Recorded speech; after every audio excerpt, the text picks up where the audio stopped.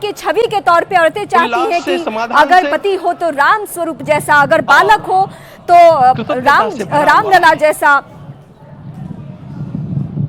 हमारा संपूर्ण राष्ट्र और पूरा विश्व भी आज भगवान श्री राम की प्रतिष्ठा से आलोकित होने का पर्व आरंभ हो चुका है।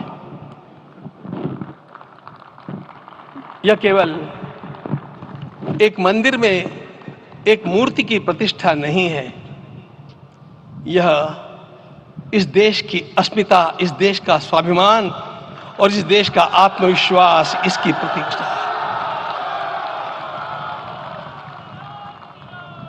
500 वर्षों की प्रतीक्षा के पश्चात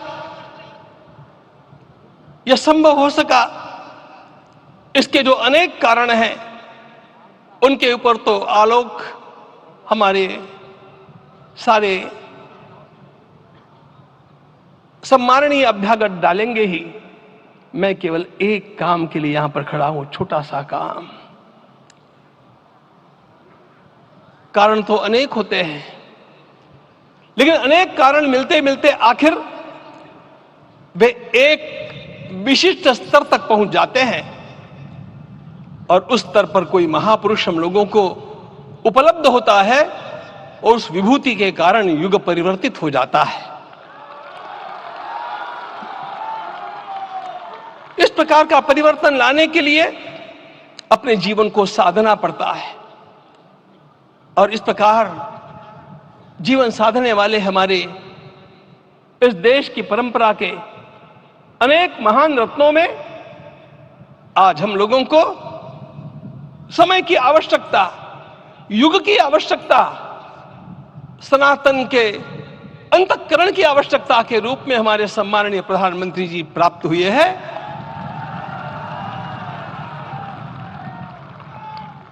यह केवल इस देश का नहीं, यह संपूर्ण विश्व का सौभाग्य है कि आज एक ऐसा राजर्षि हम लोगों को प्राप्त हुआ।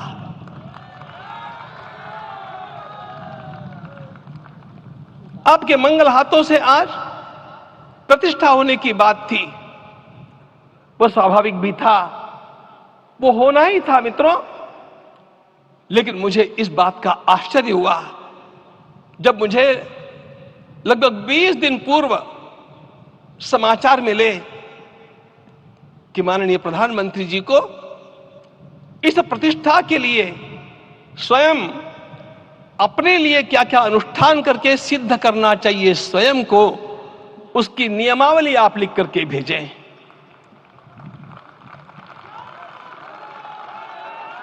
गिरि जी का संबोधन वहां पर थोड़ी देर पहले उन्होंने प्रधानमंत्री नरेंद्र मोदी को वहां पर सम्मानित किया। अब इस बात की व्याख्या करते हुए कि देश के प्रधानमंत्री होते हुए प्रधानमंत्री नरेंद्र मोदी ने विधि विधान को समझने की कोशिश की, आचार्यों से परामर्श किया, उनसे सीखा, जाना कि अगर यजमान वो बनते हैं तो उन्हें किस तरह से अपने कर्म निभाने होंगे, किस तरह की प्रक्रिया उनको फॉलो करनी होगी। बहुत बड़ी बात है। देखिए 566 साल की जो व्यथा है, जो स्ट्रगल रहा है, जो लड़ाई रही है, जो त्याग रहा है, बलिदान रहा है, वो सब की व्याख्या आज रामलला के दर्शन के साथ हो रहे हैं। रामलला विराजमान हुए हैं, राम आ गए हैं, यही हर किसी के मन में है, यही हर्ष है। और उस भव्य दिव्य मूर्ति को देखकर सबको ऐसा ही आभास हो रहा है। कई लोगों के भी तो आंखों से अश्रु आ गए थे। कई लोग होंगे जिन्हें देखकर ऐसा लगा होगा कि कितना भव्य स्वरूप है। उस मूर्तिकार को मत भूलिएगा, उस शिल्पकार को मत भूलिएगा, अरुण योगीराज जिनका नाम है, जिन्होंने नेताजी सुभाष चंद्र बोस की प्रतिमा तो की ही, साथ ही अब रामलला की भी प्रतिमा की है। त्याग, बलिदान, साधना के साथ उन्होंने इसको अंजाम दिया है, इसको किया है। 4 आपके सामने ऐसे दृश्य हैं, लेकिन सबसे भव्य दृश्य स्क्रीन पर एक ही है और वो है रामलला का। रामलला विराजमान हुए हैं। जो लोग पूछते थे जो रामलला प्रकट हुए उनका क्या, वो भी वही है, उन्हीं की भी प्राण प्रतिष्ठा हुई है। दोनों का मेल मिलाप कराया गया है। रामलला विराजमान है, एक अचल है, एक चल मूर्ति है। इस तरह से उन दोनों को वहां स्थापित किया गया है।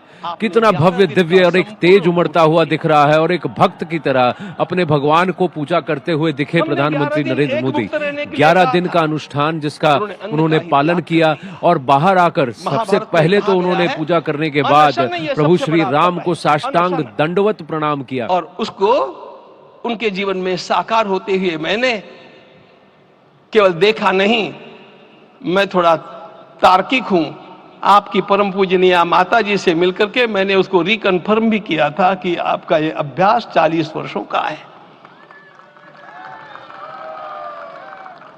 ऐसा तपस्वी कोई राष्ट्रीय नेता प्राप्त होना यह सामान्य बात नहीं है। वे इन दिनों में हमने कहा था कि आपको विदेश प्रवास नहीं करना चाहिए, क्योंकि सांसर्गिक दोष भी आते हैं। विदेश प्रवास टाल दिया सांसर्गिक देशों के इस दोषों के संभावना के कारण, लेकिन दिव्य देशों का प्रवास ऐसा किया। नासिक से आरंभ किया, गुरुवायूर गए, श्रीरंगम गए, रामेश्वरम गए। इन सारे स्थानों पर जाकर के वहां के परमाणुओं को लेकर के और पूरी भारत माता के हर कोनों में जाकर के मानो वे निमंत्रण दे रहे थे कि आइए दिव्य आत्माओं, अयोध्या पधारिए और हमारे राष्ट्र को महान बनाने के लिए आशीर्वाद दीजिए।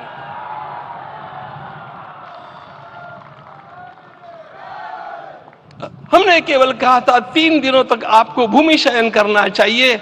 11 दिनों से आप भूमि शयन कर रहे हैं। इस कड़कड़ाती ठंड में इस प्रकार का शयन करना, मित्रों,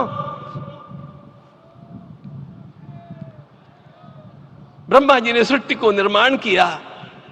उस समय उन्होंने एक शब्द को सुना था। भारत की संस्कृति का सबसे मूल शब्द है तप तप इति। हमारे पूज्य गुरुदेव के गुरुदेव परम गुरु कहा करते थे, कांची के परमाचार्य जी महाराज, तपश्चर। मैं जब भी उनसे मिलता था वे कहते थे तपश्चर। आज तप की कमी हो गई है और उस तप को हमने साकार आप में देखा।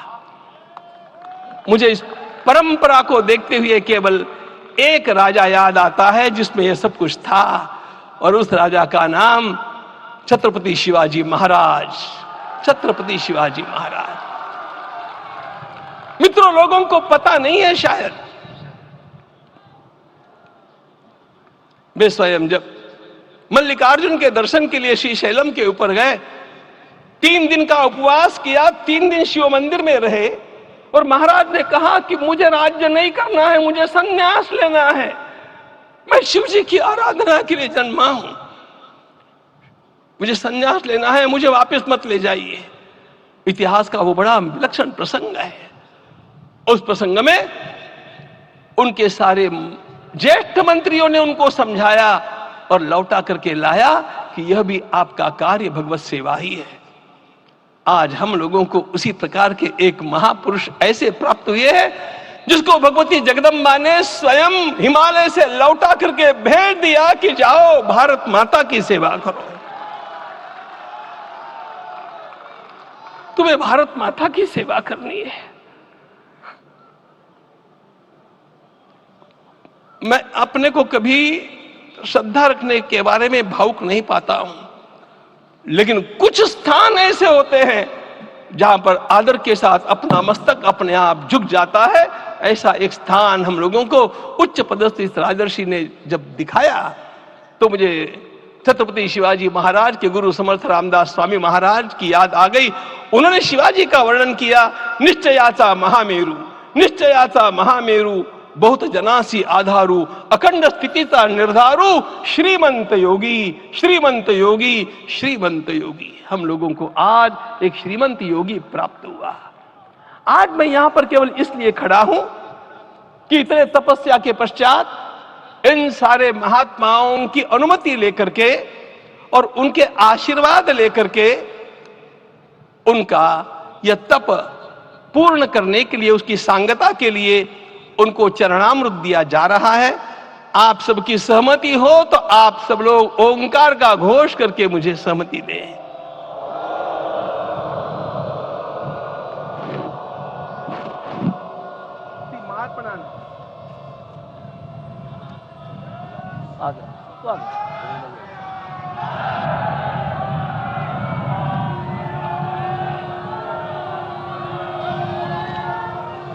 अपना उपवास पूर्ण कर रहे हैं माननीय प्रधानमंत्री जी। 11 दिवसीय उपवास को वो पूर्ण कर रहे हैं।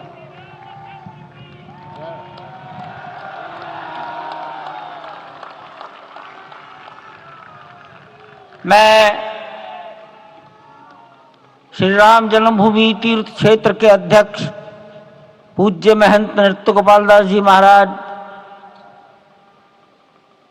मणिराम छावनी अयोध्या के श्री महंत के चरणों में निवेदन करता हूं आशीर्वचन के लिए।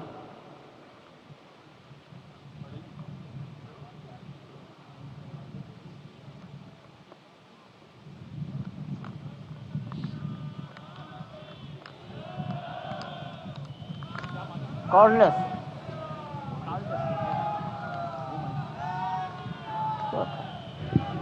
हो गया।